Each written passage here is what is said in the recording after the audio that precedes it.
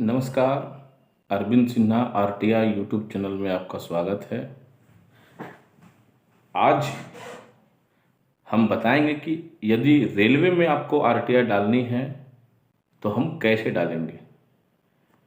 सबसे पहला बात, वीडियो के अंत में आप एक आरटीआई का फॉर्म सैंपल के रूप में जो रेलवे में लगाया गया है उसे देखेंगे। आप लोग स्क्रीनशॉट लेकर के उसका उपयोग कर सकते हैं। चलिए समझते हैं कैसे लगाएंगे। रेलवे में बहुत तरह की मामलाएं हैं। अब सवाल यह है कि आपको क्या जानकारी चाहिए। यदि आप एक सामान्य आदमी हैं और रेलवे से संबंधित कोई सूचना आपको चाहिए कि रेलवे का बजट कितना है, कितना लाभ में चल रहा है, या और जो भी संबंधित जो आपके मन में जो भी सवाल उठ रहे हैं रेलवे से संबंधित, तो उससे संबंधित जो भी सूचनाएं आपको चाहिए वो उसके लिए आपको रेलवे का जो मंत्रालय है, रेल मंत्रालय, उसके एड्रेस पर आरटीआई लगाना होगा। दूसरा होता है यदि आपने group D, group C, loco pilot और XYZ किसी भी तरह का एग्जाम दिया है और उसमें आपके नंबर कितने आए हैं ये पता नहीं है, तो उसके लिए आपको आरटीआई लगाना है कि मेरा चयन, अगर आपका चयन नहीं हुआ है तो फिर आपको ये जानना है कि मेरा कितना नंबर आया और मेरा नंबर और मुझे सिलेक्शन क्यों नहीं किया गया और कितना नंबर में कट ऑफ लिया गया। SC का कट ऑफ कितना था, ST का कितना था, OBC जनरल कैटेगरी वाइज कितना था, कितने लोगों ने मतलब रेलवे का फॉर्म भरा था, ग्रुप डी हो या ग्रुप सी का हो, कितने लोगों का फॉर्म एक्सेप्ट हुआ, कितने लोगों को परीक्षा में बुलाया गया, मतलब कि एडमिट कार्ड जारी किए गए, और फिर कितना लोग परीक्षा देने के लिए पहुंचे। ये जरूरी नहीं है कि जितना लोगों को एडमिट कार्ड जारी हुआ है वो सारे लोग एग्जाम दिए ही होंगे, हो सकता है कुछ लोगों का एग्जाम छूट गया हो। तो ये पूरा विवरण जो है आपको जानना है, आपके प्राप्तांक कितने आए हैं, ये सब कुछ आपको जानना है।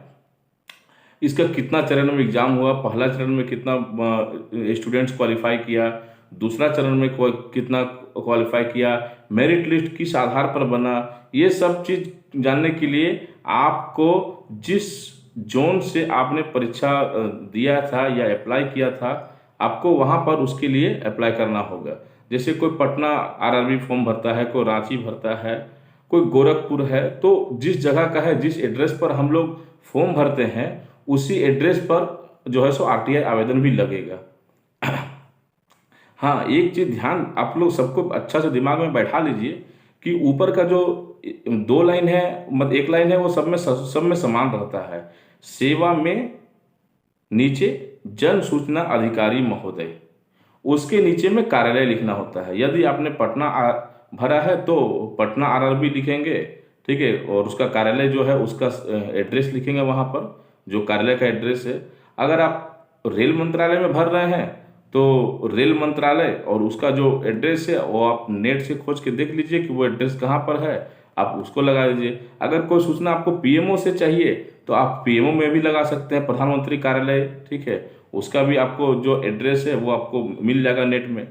तो 2 तरह का आपने जान लिया कि इस रेलवे से संबंधित हम 2 तरह का सूचना ले सकते हैं। एक वो जो स्टूडेंट्स है और जिसने फॉर्म अप्लाई किया है, दूसरा वो सामान्य आदमी जो रेलवे से संबंधित कोई जानकारी चाहता है। सपोज डेट कि रेलवे में पहला रेल कब चला था, क्या बेनिफिट हुआ था, क्या लॉस हुआ था, उससे जुड़ा हुआ इतिहास कुछ भी आपको अगर लेना है तो रेल मंत्रालय से आपको लेना पड़ेगा, एड्रेस वहां का लगाना पड़ेगा। तीसरा हो गया कि जो जॉब करते हैं, ये भी बहुत बड़ा पॉइंट है कि मेरे पास बहुत सारे लोग ऐसे ही आए हैं और अभी जो सिंपल देखेंगे वो इसी से रिलेटेड है। तो जो जॉब करते हैं रेलवे में और अगर उसका वो सपोज दैट वो ग्रुप डी में है और डिपार्टमेंटल परीक्षा दिए हैं, तो डिपार्टमेंटल परीक्षा टोटल 100 लोगों का हुआ है, उसमें से 20 लोगों का क्वालिफाई होना है, या जो भी है डिपार्टमेंटल आगे बढ़ के मतलब ग्रुप सी में जाएंगे, तो वो लोग जो परीक्षा दिए होंगे डिपार्टमेंटल और किसी का सिलेक्शन नहीं हुआ, उसको लगता है कि हम बहुत अच्छा परफॉर्मेंस किए थे, मेरा लिखित भी अच्छा गया था, इंटरव्यू भी अच्छा हुआ था, सब कुछ मेरा बढ़िया था, फिर भी मेरा चयन नहीं किया गया है, और उसको लगता है कि कहीं ना कहीं इसमें भ्रष्टाचार है, जान पहचान के लोगों को, करीबी लोगों को जो है सो प्रमोट किया गया और हम लोग और मतलब हम मेरे जैसे लोग को वैसे ही छोड़ दिया गया। तो वैसी स्थिति में आपको डिपार्टमेंटल एग्जाम जो जो नाम था एग्जाम का, वो एग्जाम अच्छा जहाँ से कंडक्ट किया गया है, ठीक है, जैसे कि उत्तरी रेलवे, दक्षिणी रेलवे, उत्तर पूर्व रेलवे, तो ये सब जो है आप वो देखेंगे। ऊपर में जन सूचना अधिकारी, नीचे में उत्तर रेलवे, जो भी जगह का नाम है उसको लिख दीजिएगा, अपने आप आपका पहुंच जाएगा। बाकी पूरा एड्रेस विद पिन कोड के साथ में जो है वो आप इन्वेलप में लिखेंगे, आवेदन में उसकी आवश्यकता नहीं है।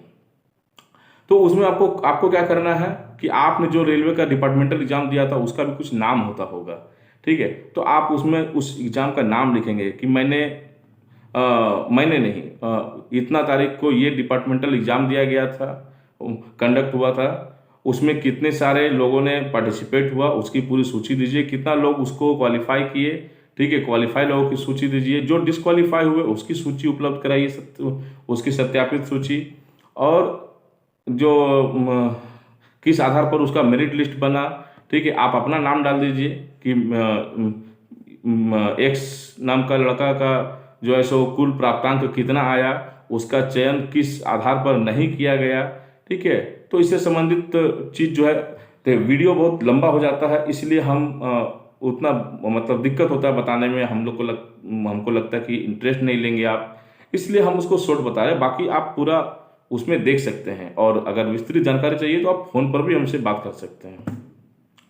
तो आप उसमें संबंधित जो जो चीज़ है, जहां आपको लगता है कि हाँ ये चीज़ अगर खुल कर अगर बताया जाएगा तो जरूर हम मतलब उसमें पता चल जाएगा कि हाँ मेरा चयन, हम योग्य थे और मेरा चयन नहीं किया गया।